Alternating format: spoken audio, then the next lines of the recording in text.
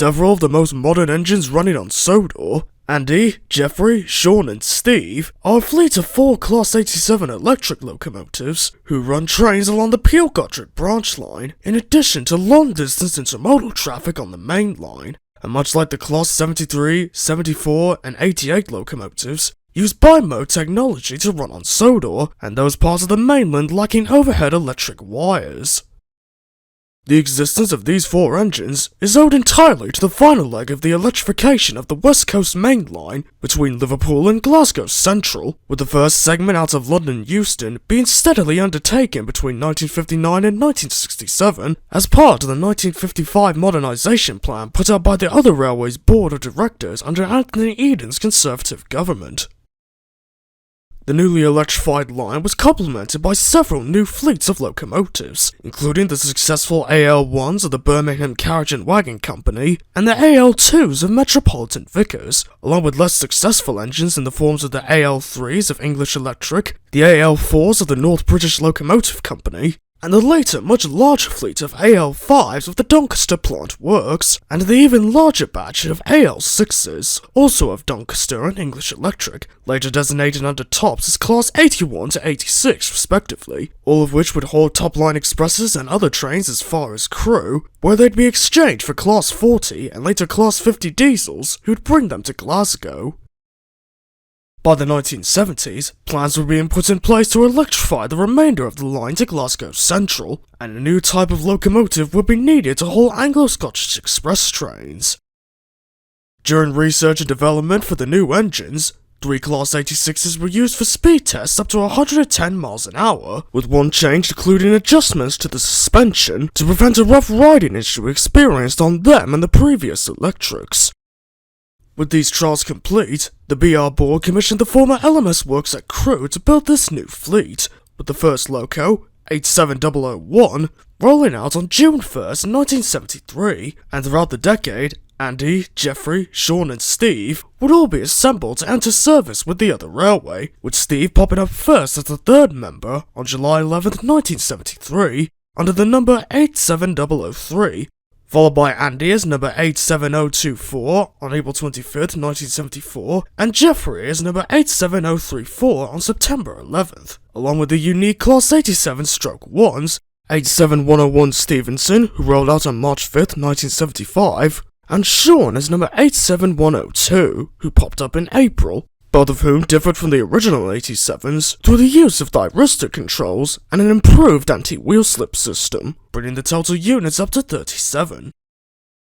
The 4 engines soon set to work on express runs between London Euston and Glasgow Central, displacing the Class 50s to the Western region, where they'd controversially replaced the diesel hydraulics as a result of standardisation due to mistakes made during the modernisation plan. The first generation 81 to 85 electrics would also be displaced to mostly goods and post trains, along with empty coaching stock shunting out of Euston and Glasgow, and even the Class 86s would be displaced to lines such as the Great Eastern Mainline between London Liverpool Street and Norwich. At around the same time the last of the Class 87 family were built, the other railway was developing a train to replace loco-hauled expresses and reduce journey times on the West Coast Mainline, this coming in the form of the controversial Advanced Passenger Train, or APT, with an initial gas turbine unit before the trio of production sets were put to the rails, allocated as Class 370s. However, due to BR's poor management, the anti-rail Conservative government of Margaret Thatcher, and the infamous Queasy Rider headline, among others, the APT would fail to enter regular service, though it spiritually would in the form of the Intercity 225 sets on the rival East Coast Mainline out of King's Cross, whilst the Class 87s would remain in traffic hauling conventional coaches, with another project to replace them, the Intercity 250, also being shelved. As the original gas turbine APT was under initial trials, the Peel Godred branch line, the only electrified line on Sodor, was in the process of replacing the 1500-volt DC overhead wires with a 25kV AC equivalent, with inspiration for this project coming from previous efforts on the West Coast Mainline. Therefore, amidst proposals for the APT to replace them, the railway's controller, Sir Charles Topham Hatt, decided some of the most modern electric engines would be needed to test the new system, before plans were put in place to convert Edith, Eleanor, Kinori, and the former Woodhead EM1s to run under the new current, with his eyes turning to the Class 87s. Eventually, an agreement was reached with the other railway, and 4 engines would ultimately consent for use as the testbeds, with the chosen ones being Andy, Geoffrey, Sean, and Steve, and the Class 87s were soon transferred to the island's Croven Gate Works for restoration, including repainting into the company's non-steam Brunswick green livery, and the allocation of numbers E10 to 13, but similarly to 3 of the EM1s, Peel Godred, Howen Lake, and Kildane, a communication error at the works resulted in them visually being renumbered as engines E5 to 8. The first to return to service was Andy in December 1980, just in time for completion of the first leg of the re-electrified system between Kildane and Abbey, with the others returning as other parts of the line were reopened for business, until the full length was finally reopened in 1984. As everything started getting back to normal, the Class 87 soon set to work on the Peel Godred network between Kildane and the line's namesake of Peel Godred, where they proved the restoration was well and truly worth it, giving the Fat Controller the much needed confidence to attempt converting the original engines to 25 kV operation, and this would gradually be undertaken throughout the decade and going into the 1990s, with the final engine converted being Edith the EE1. After this, the Class 87s took it in turns with the others on all manner of trains, with the entire fleet allocated to the Peel Godred, now totaling 13 locomotives, which increased to 15 by 1990, when 2 Garretts, known as Gary, and a batch of conjoined triplets named Will, Grady, and Corey, were acquired for stone trains out of the Blue Mountain Quarry, making this the largest fleet on any of Sodor's branch lines, beating the Brendan Line's fleet of 8. Back on the mainland, the rest of the Class 87 family would carry on in regular service, working expresses on the West Coast Mainline, with run-rounds at terminus stations being eliminated by March 1989, with the driving van trailer developed from the Mark III coach, followed in 1991 by a Mark IV version for use by the as-mentioned Class 91 electrics and their own coaches on the East Coast. The DVTs were designed as luggage vans as a result of the tragic Polmont derailment, which was pioneered by the newly built Class 489 cab cars for the Gatwick Express run. But by the turn of the millennium, this rule was sort of ignored, as many of the mainland's more recent multiple units, which run at 125 miles an hour, had passenger accommodation in the leading and trailing vehicles, with this trend even extending to Sodor, as Kana the Bullet Engine's cab control car also has the ability to carry passengers. The Peel Godred line would also have run-rounds abolished, as due to the lack of a turntable, some of the electrics faced towards the top station, while the others faced away from it, and when it came time to return to Kildane during a passenger run, the locomotives always had to run around to the other end of the train before pulling the consist back down the line. Upon hearing of the DVTs used by the mainland Class 87s, the Fat Controller decided to employ a similar system on the Peel Godred's passenger services, with Sean being retrofitted with remote control gear for use on a small fleet of Mark II coaches, with a driving brake standard open or DBSO cab control car, which had been hired from the other railway's ScotRail sector following introduction of the Class 158 Express Sprinters. Following a series of trials, the coaches proved popular with passengers, and upon the purchase of another set for those facing towards Kildane, and the allocation of a few older sets, many previous coaches, particularly the Mark Is, were either sent off to other lines, placed into storage, or sadly scrapped due to them being uneconomic, but some steam-era sets will be kept either as standbys or for use on charter operations, with one having their original mechanical gear replaced with the modern computer system. Returning to the mainland once more, the Class 87-2s were introduced from 1987, which shared many features of the original engines, but had semi-streamlined cabs, as opposed to the previous engines' more boxy looks, which would later have these engines allocated as Class 90s, with 50 of them built in total when production ended in 1990. In 1997, during the privatisation of British Rail, the Class 87s would all be taken under the wing of Porterbrook for lease with the mainland's most successful and longest-lasting train operating company, Virgin Trains, who'd won the Intercity West Coast franchise in March, in addition to the cross-country franchise back in January of that year, where they'd continue working top-link expresses between Houston and Glasgow, alongside a fleet of 13 Class 86s, as well as another 15 for the cross-country network, and 15 Class 90s. However, Stevenson, the 87-1, would instead be inherited by English, Welsh and Scottish Railway for use on goods and charter trains, but following a major failure in 1999, he'd be withdrawn in 2002 due to his one-off nature, and was eventually sold off to Alstom for spares, before sadly being sent off to Bower Hill in 2002 for scrapping by the Harry Needle Railroad Company, making him the first Class 87 to bite the dust of the cutter's torch. Sadly, as part of their franchise commitments, Virgin was to replace all loco-hauled Royal Scots Expresses with Class 390 Pendolinos, with their tech borrowed from arguably the most successful tilting train, the ETR 450 of Italy.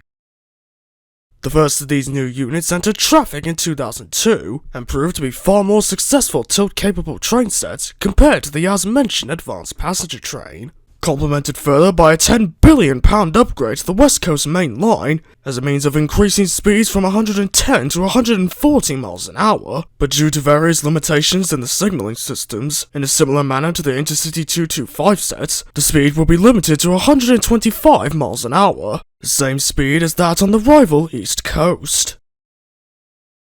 With this, Class 87 withdrawals gradually began during the first year of the Pendolino operations, with a farewell charter conducted on June 10, 2005 between London and Manchester, hauled by 87002 Royal Sovereign and 87010 King Arthur, whilst the final regular service came about on December 22, 2006, hauled by Royal Sovereign between London and Birmingham.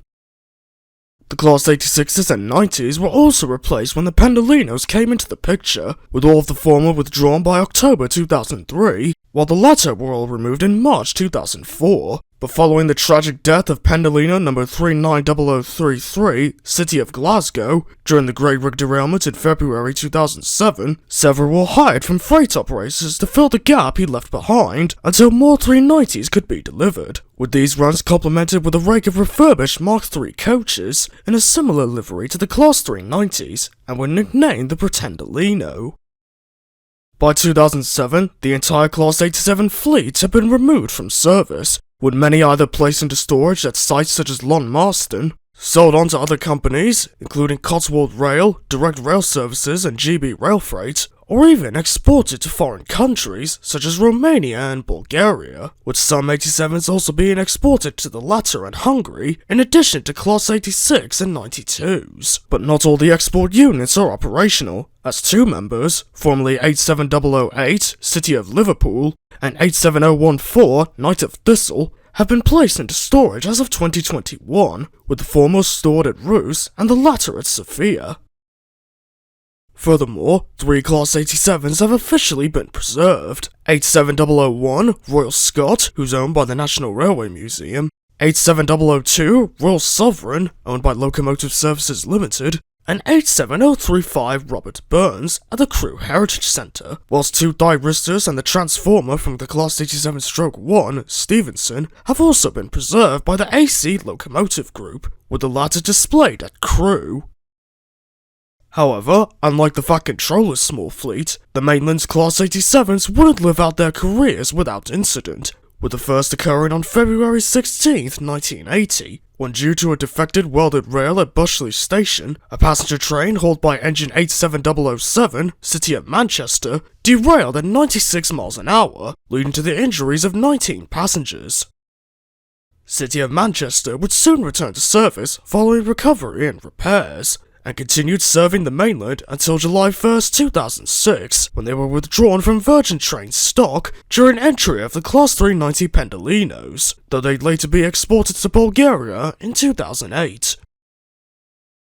A far worse sounding accident came during the early years of privatisation, when on June 23rd, 1999, engine 87027, Wolford Badenoch, whilst hauling the 615 Express from London Euston to Glasgow Central, collided with a pair of Class 142 Pacer units, due to the latter's driver failing to stop them at a signal. Luckily, Badenoch's driver, Roy Eccles, aged 56, had acted quickly and put on the brakes, slowing the train from 110 to 50 miles an hour, before the Class 87 crashed into the Pacers, with the collision causing the Pacer bodies to be sheared off their frames. And though none of the Class 87's passengers' lives were lost, with 27 injured, the Pacers weren't so lucky, as the rear unit was instantly killed by the force of the impact, while the front soon succumbed to their injuries, whilst Badenoch was also injured and had effectively jumped off his bogies. Fortunately, much like Manchester, Badenoch would live to tell the tale, and lasted in service until he too was withdrawn in favour of the 390s, but unlike Manchester, he'd sadly be scrapped to act as a spare stoner for his family used in Bulgaria, while driver Eccles would be awarded a medal for his bravery through attempting to avoid a far worse disaster.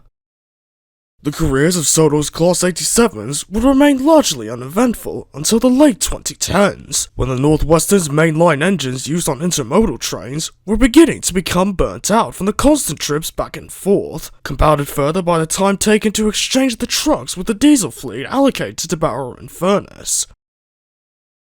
The Fat Controller had also begun looking into the possibilities of a non-stop high-speed intermodal service to improve performance, with Owen and Lincoln, a pair of Class 56 diesels, initially considered for the task due to their high tractive effort, while an upside option were the purchase of some redundant Class 60s, as many had been replaced by the Class 66s, and even the hiring of 66s due to their regular availability, but these plans were all derailed as a result of various environmental concerns from the mainland.